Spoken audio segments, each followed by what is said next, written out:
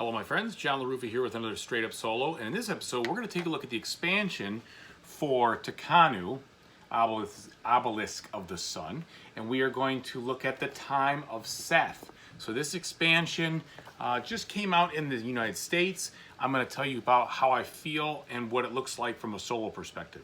Let's go ahead and take a look. And as usual folks, please like and subscribe to my YouTube channel so I can continue to build up my fan base. Okay, so what is this what does this expansion give you? First and foremost, the biggest thing is this Seth board. By the way, this is what it looks like at the end of a solo game that I just played. And you can see that he bested me by a couple of points, and I was only playing on the easy level, but it's been a long time since I played this game, so I didn't want to push it. This Seth board is the first biggest thing here, and what this board ultimately does is it gives you something else to do with your buildings. Normally your buildings would just go here, and that could be okay, but I can see why the designer said there wasn't necessarily a viable strategy to continue to pour buildings in here, because after a while you may not need the extra production and such. So they put this together. And what this allows you to do is build buildings here. When you build the first building, you have to spend these soldiers. I'll tell you how to get soldiers in just a second. And you put it on these spots here, depending on the dice that you choose. You get those at the time of scoring. Oh, I just realized something. I beat him. Because I should have gotten this at the time of scoring. I don't think this is at the end. This is during the interim scoring. So I should have 1, 2, 3 points. We tied. I guess I didn't beat him.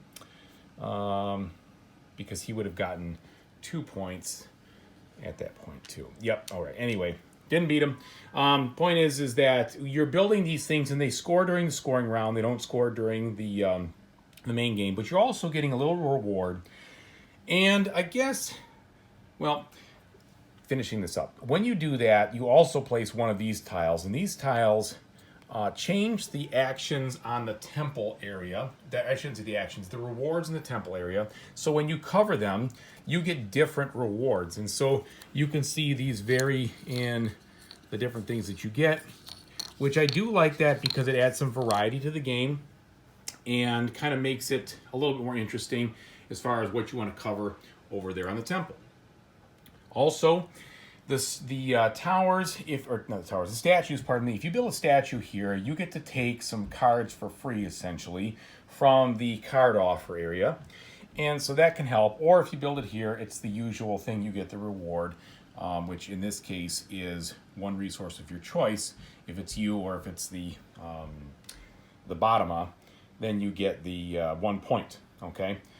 But this isn't really that complex. It took a little while to really kind of just remember how to play this game and sort through the rules again. But honestly, this mechanic was not that big of a deal to learn. I found it pretty easy to understand once I looked through the rules and also the solo rules.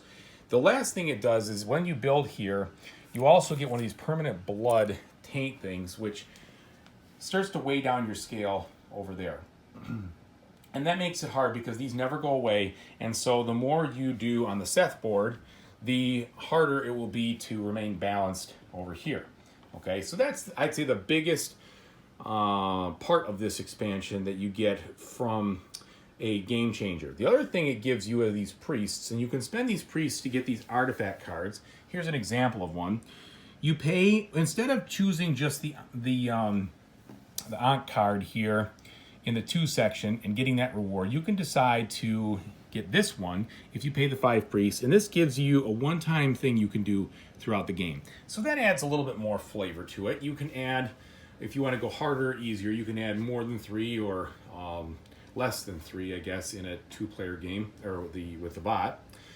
And so that changes things up a little bit. They also give you a couple of additional decree cards, technology cards, and one-time bonus cards that have to do with the Seth board.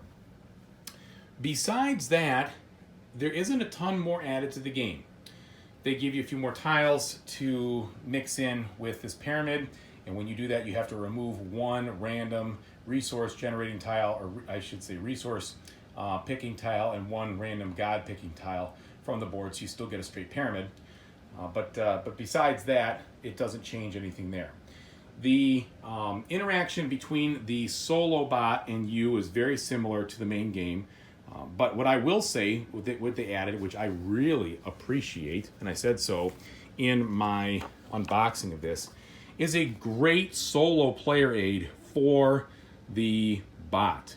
This thing is overdue and very appreciated, and I loved it. It made playing so easy, so much easier just to refer to this versus trying to flip back and forth to the rules. So this is worth, in my opinion, almost the price of admission by itself.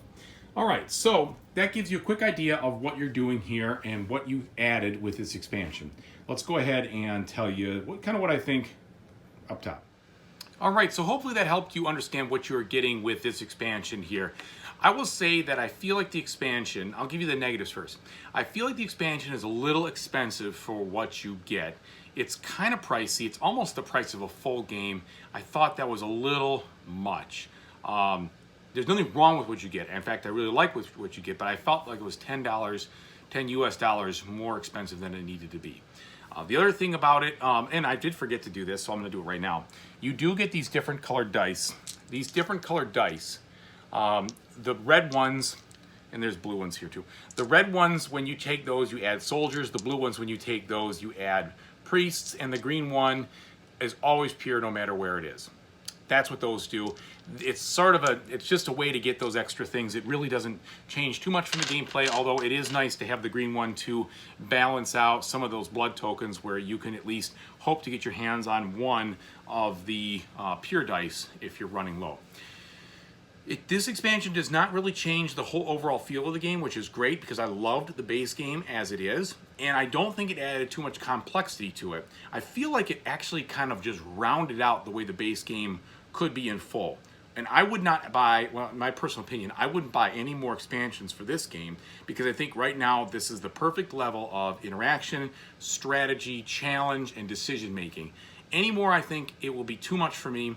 And I do appreciate this because it did add more to the validity of trying to do more of a building heavy strategy, which I thought was good. Because you just have some more places to put them. There's more scoring over there on the Seth board, and that helps. The AI is still pretty challenging. It's still just as hard or as easy, depending on your perspective, to actually execute for it. So this is one of the tougher AIs, just in general, to do, because there's a lot of conditional things. Okay, I choose this, I choose the highest die, that's easy. Now, in this, what are my conditions on some of these? Some of the actions are very straightforward. He just takes this amount of cards, that's it. But some of them are like, well, build a pillar where he's going to get the most points, not this, not that, if tied, then that. That's all still here. It's not any different.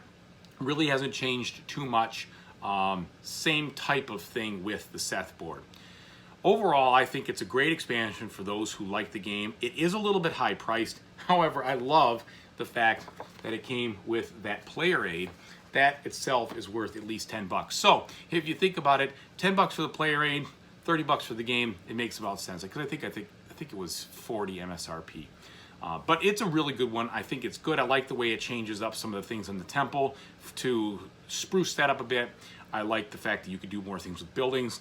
And then the bonuses and the artifacts are nice too. That's slight window dressing. I don't think it's a major must-have situation. So that's my thoughts. If this seems enticing to you, if you really like this game, you want a little bit more to round out the content, this is perfect. If you were on the fence of this game beforehand and kind of found it that you didn't care for it as much, you found that it was challenging to play solo, I don't think this is going to do much for you except, of course, give you that player aid. But it's not going to change the game to give you a different flavor or anything like that. It's still a dice drafting game, still constrained, still lots of decisions that need to be made that are not necessarily clear, and a lot of changing things with the shadows and such. So I hope this was helpful. Thanks again for watching, everybody, and whatever you play in the future, I hope that you have a fantastic time doing it. Take it easy.